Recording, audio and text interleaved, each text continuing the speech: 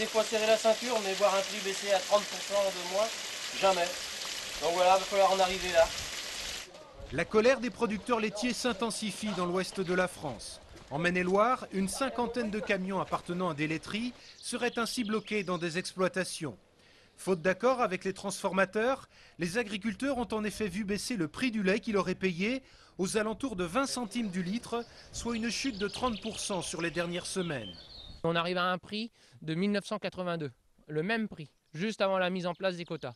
Sauf que par rapport à cette date-là, les charges dans les exploitations étaient beaucoup moins importantes qu'aujourd'hui. Aujourd'hui, on a des charges liées à la conjoncture économique qui ont augmenté de 26%.